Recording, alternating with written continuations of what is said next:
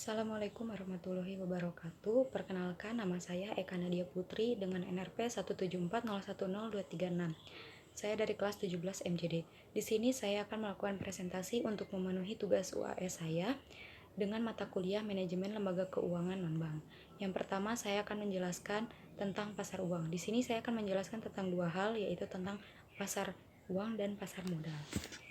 Dari pasar uang, saya akan menjelaskan tentang pengertian pasar uang, ciri-ciri dari pasar uang, fungsi pasar uang, tujuan pasar uang, sumber dana pasar uang, instrumen pasar uang, jenis-jenis transaksi pasar uang, pelaku dalam pasar uang, dan keuntungan atau kelemahan di pasar uang. Yang pertama, pasar uang. Pengertiannya menurut Wikipedia, pasar uang dalam bahasa Inggris atau money market merupakan pertemuan dalam suatu pasar yang abstrak untuk memperoleh demand dan suplai dana jangka pendek. Dalam pasar uang, valuta asing diperlukan untuk membayar kegiatan ekspor dan impor dan utang luar negeri.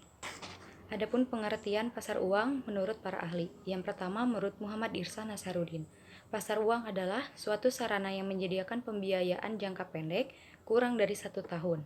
Pasar uang tidak seperti pasar modal yang memiliki suatu tempat fisik pembiayaan yang dilakukan didasarkan pada pinjaman atau loan. Menurut ahli yang kedua, yaitu Panji Anoraga dan Piji Pakarti, pasar uang adalah suatu tempat pertemuan yang abstrak di mana para pemilik dana jangka pendek dapat menawarkan kepada calon pemakai dan yang membutuhkannya baik secara maupun melalui perantara. Dana jangka pendek adalah suatu dana yang dihimpun dari perusahaan maupun perorangan dengan batasan waktu dari satu hari sampai 1 tahun yang dapat diperjualbelikan di dalam pasar uang. Yang kedua adalah ciri-ciri dari pasar uang. Sesuai dengan pengertian pasar uang, pasar ini memiliki karakteristik tertentu yang membedakan dengan bentuk pasar lainnya. Misalnya pada pasar modal, adapun ciri-ciri pasar uang, yang pertama, transaksi jual beli yang tidak terikat pada tempat tertentu, hanya memenuhi dana jangka pendek. Mekanisme pasar uang lebih menekankan pada suatu pertemuan antara pemilik dana dengan pihak yang membutuhkan dana. Lalu yang ketiga ada fungsi pasar uang. Fungsi pasar uang adalah untuk dapat mempertemukan para pemilik dana dengan pihak yang membutuhkan dana. Beberapa fungsi dan tujuan adanya pasar uang yaitu yang pertama, sebagai mediator dan fasilitator perdagangan surat-surat berharga pada jangka pendek. Yang kedua, sebagai sumber dana untuk modal kerja bagi suatu perusahaan yang membutuhkan tambahan modal untuk ekspansi. Yang ketiga, sebagai mediator dan fasilitator tambahan modal untuk ekspansi. Yang ketiga, sebagai mediator dan fasilitator suatu kegiatan investasi dan investor luar negeri kepada pengusaha lokal dalam bentuk kredit jangka pendek. Yang keempat, sebagai fasilitator bagi masyarakat yang ingin membeli suatu surat berharga pasar uang dan sertifikat Bank Indonesia atau yang selalu disingkat dengan SBI. Sumber dana dalam pasar uang ada dari 3 sumber. Yang pertama, kelebihan uang kas dari suatu badan usaha milik negara atau BUMN. Yang kedua, kelebihan uang kas dari suatu perusahaan yang belum digunakan. Dan yang ketiga, kelebihan uang kas dari bank yang ada.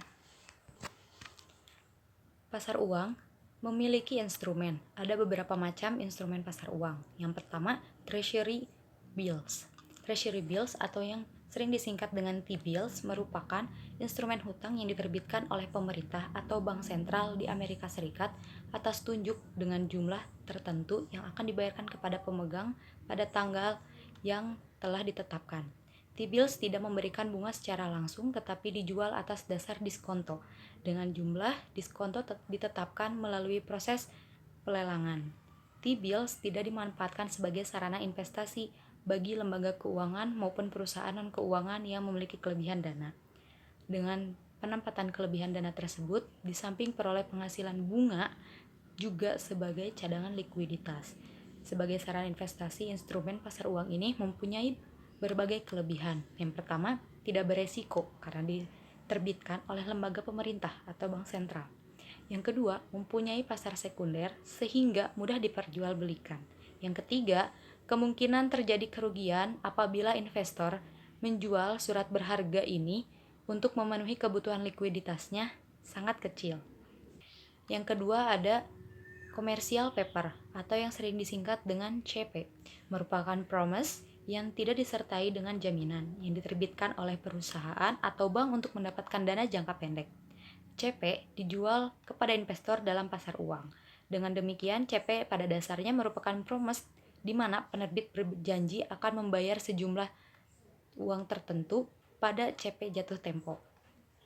Jangka waktu CP ini berkisar mulai sekitar sampai 270 hari.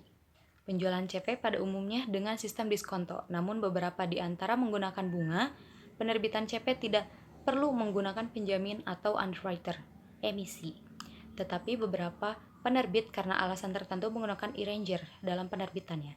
E-ranger ini pada umumnya merupakan bank-bank umum yang berfungsi sebagai perantara antara pemodal dan penerbit. Namun mereka tidak bertanggung jawab atas terjual atau tidak terjualnya CP yang diterbitkan. Lalu ada yang ketiga, negotiable certificate of deposit atau sering disingkat dengan CD atau sertifikat deposito, merupakan instrumen yang diterbitkan oleh suatu bank atas unjuk dan dinyatakan dalam suatu jumlah, jangka waktu atau tingkat bunga tertentu. Sertifikat deposito diterbitkan oleh bank-bank umum atas dasar diskonto dengan nilai nominal sekurang-kurangnya 1 juta dan jangka waktu 30 hari sampai 1 tahun.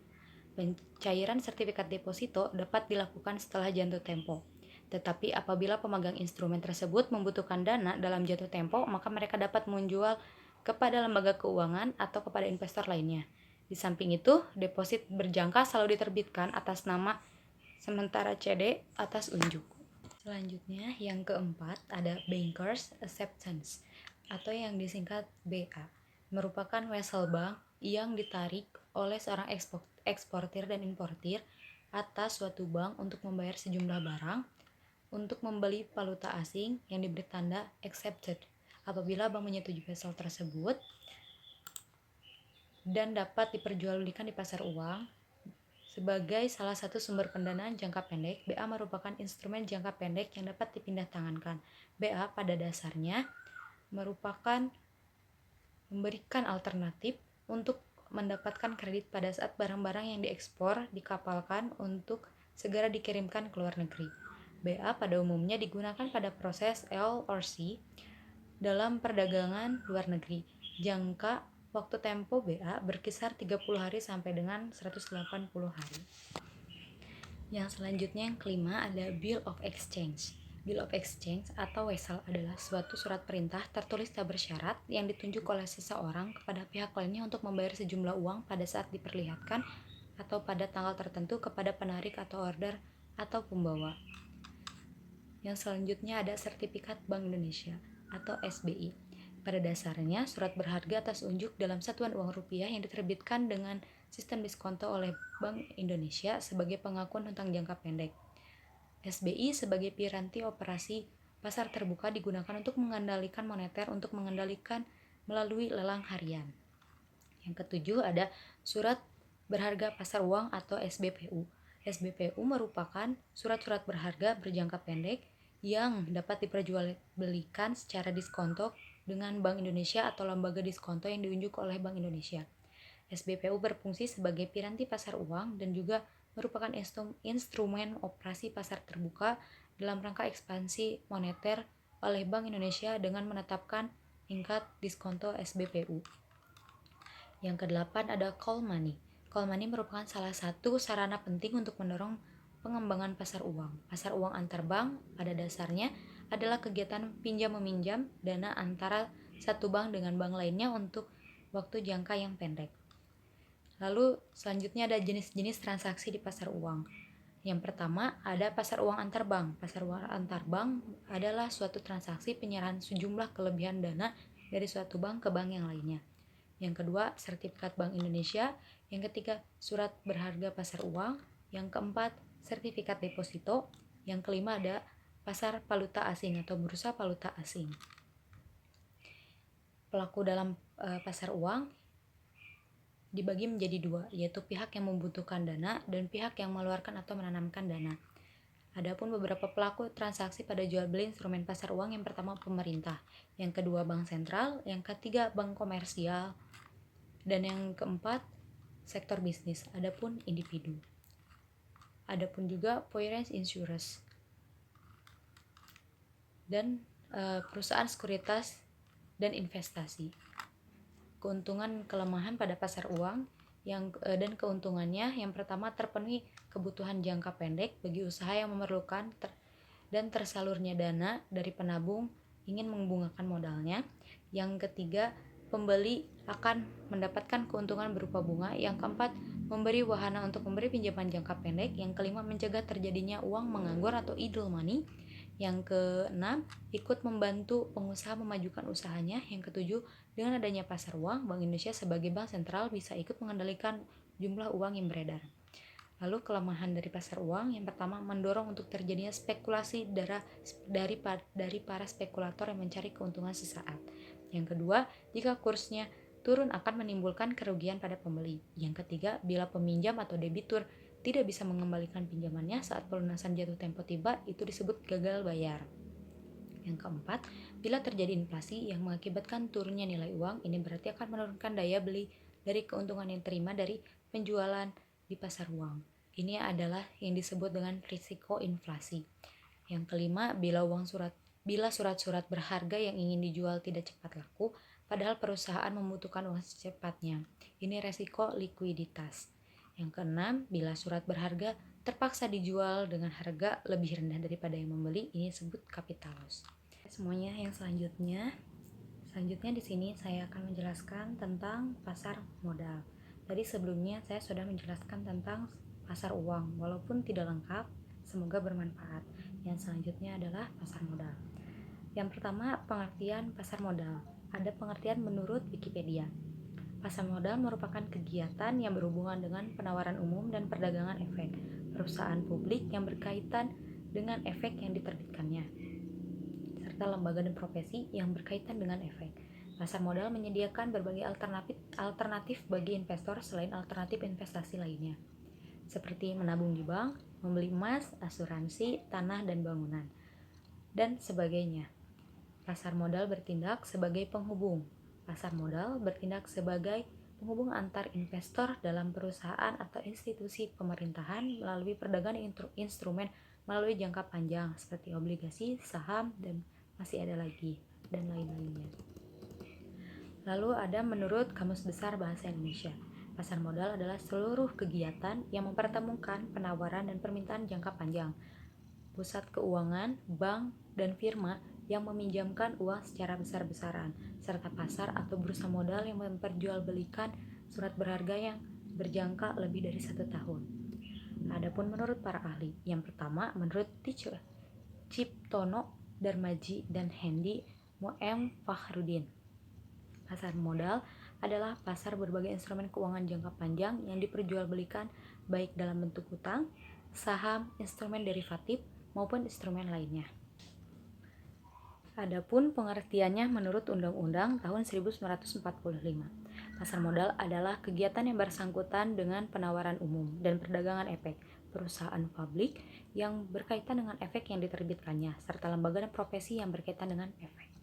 Struktur pasar modal merupakan pasar modal di Indonesia tertinggi berada pada Menteri Keuangan menurut OJK, atau yang disebut dengan Otoritas Jasa Keuangan.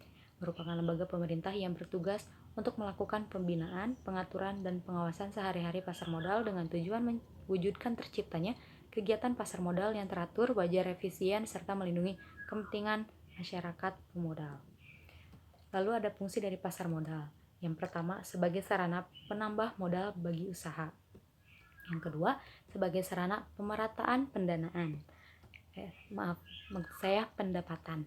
Yang selanjutnya ada sebagai sarana peningkatan kapasitas produksi. Lalu ada sebagai sarana penciptaan tenaga kerja. Lalu ada sebagai sarana peningkatan pendapatan negara. Lalu sebagai indikator perekonomian negara. Adapun manfaat dari pasar modal, ada beberapa untuk manfaatnya, dibagi menjadi beberapa. Yang pertama, manfaat pasar modal bagi investor. Manfaatnya itu memperoleh dividen atau saham dan bunga tetap atas obligasi yang dimiliki. Yang kedua, dapat melakukan investasi dalam beberapa perusahaan sekaligus untuk mengurangi resiko. Yang ketiga, mempunyai hak suara dalam rapat umum pemegang saham atau RUPS. Yang keempat, dapat mengganti alat investasi dengan mudah. Lalu ada manfaat pasar modal bagi emiten. Yang pertama, jumlah dana yang dapat dihimpun jumlahnya besar. Yang kedua, tidak ada covenant sebagai manajemen dapat lebih bebas dalam pengelolaan dana dan perusahaan. Yang ketiga, dana dapat diterima sekaligus pada saat pasar pendanaan selesai. Yang keempat, ketergantungan emiten terhadap bank menjadi lebih kecil. Dan yang kelima, solvabilitas perusahaan tinggi sehingga memperbaiki citra perusahaan. Lalu pasar modal bagi perusahaan manfaatnya yang pertama, nilai investasi berkembang mengikuti pertumbuhan ekonomi yang dapat dilihat pada peningkatan harga saham yang akan dijual atau mencapai capital gain. Yang kedua, meningkatkan produktivitas perusahaan karena adanya tambahan modal yang diperoleh dari pasar modal. Yang ketiga, memperoleh dividen bagi mereka yang memiliki saham dan bunga yang mengambang. Dan yang keempat, ada dapat lebih bebas mengelola dana. Manfaat pasar modal bagi masyarakat dapat meningkatkan pendapatan masyarakat, memberi kesempatan bagi masyarakat untuk menjadi investor, menambah lapangan kerja bagi masyarakat dapat menikmati produk dari suatu perusahaan, masyarakat pemegang saham dan obligasi memperoleh keuntungan bagi berupa maupun dividen maupun bunga. Lalu mempengaruhi harga jual barang konsumsi masyarakat, dan yang terakhir, mempermudah masyarakat memperoleh barang konsumsi yang diinginkannya. Adapun ciri-ciri pasar modal. Yang pertama, produk yang diperjualbelikan adalah surat-surat berharga, menekankan pada pemenuhan dana jangka pendek. Lalu yang ketiga, nilai investasinya bergantung pada pertumbuhan ekonomi. Dan yang terakhir, pasar modal terkait pada tempat dan wilayah tertentu. Jenis pasar modal ada beberapa. Yang pertama, pasar primary atau primary market merupakan jenis pasar modal berupa tempat dibukanya penawaran saham oleh emiten pertama kali sebelum diperdagangkan di pasar sekunder. Yang kedua, pasar sekunder atau secondary market. Yang ketiga, third market atau pasar ketiga. Dan yang keempat, fourth market. Dari jenis-jenis pasar memiliki fungsi yang dibagi menjadi tiga. Yang pertama, pasar perdana atau initial public offering atau yang disebut dengan IPO.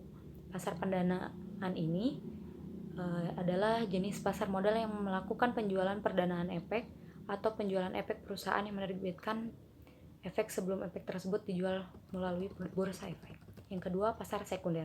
Pasar sekunder adalah jenis pasar modal yang melakukan penjualan efek setelah penjualan pada pasar pendanaan berakhir.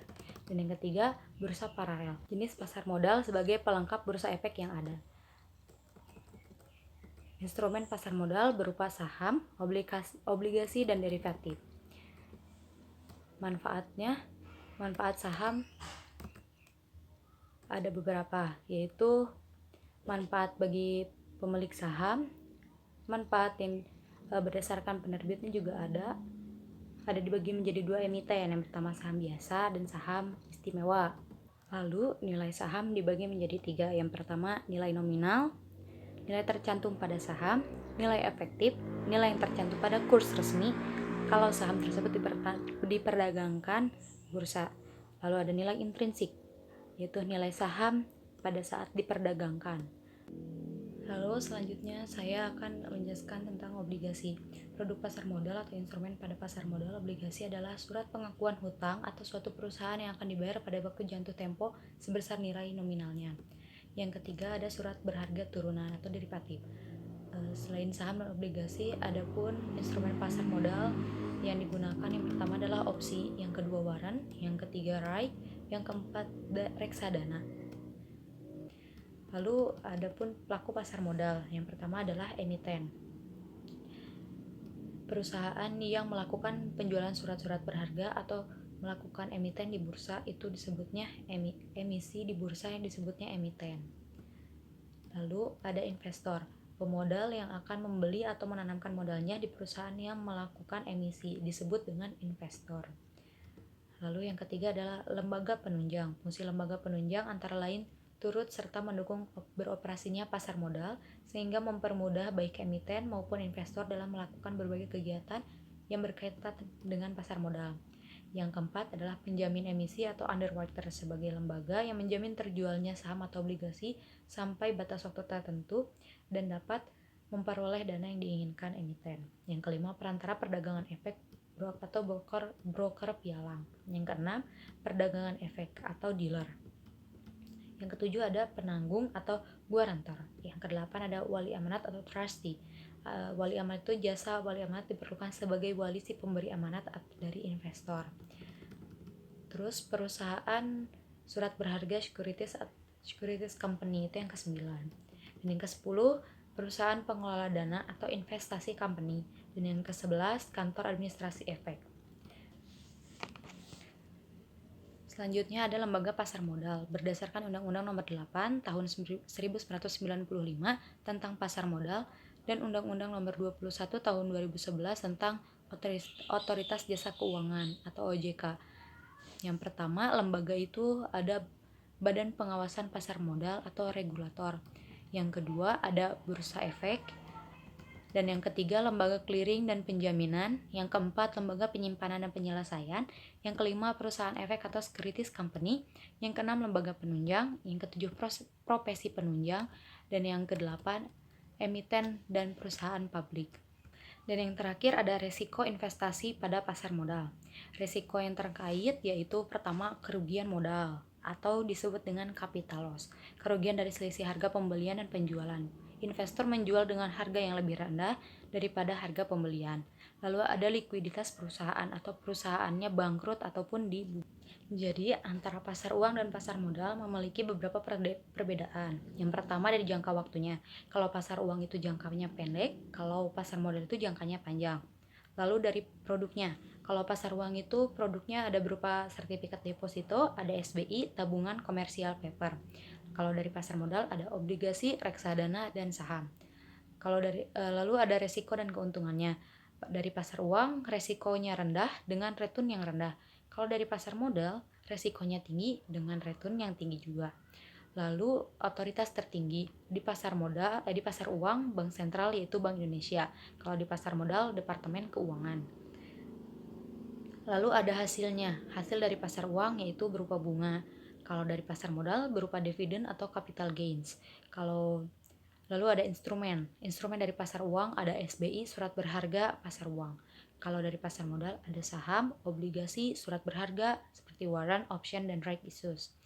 Lalu tempat kebutuhannya, pasar uang tidak butuh karena terjadi antar bank. Kalau pasar modal butuh, terjadi di bursa efek. Ada 2 bursa yaitu Bursa Efek Jakarta atau BEJ dan BASE, Bursa Efek Surabaya. Sekian dari saya, terima kasih, mohon maaf jika ada kesalahan dari kata-kata saya dan materi yang kurang jelas. Terima kasih. Wassalamualaikum warahmatullahi wabarakatuh.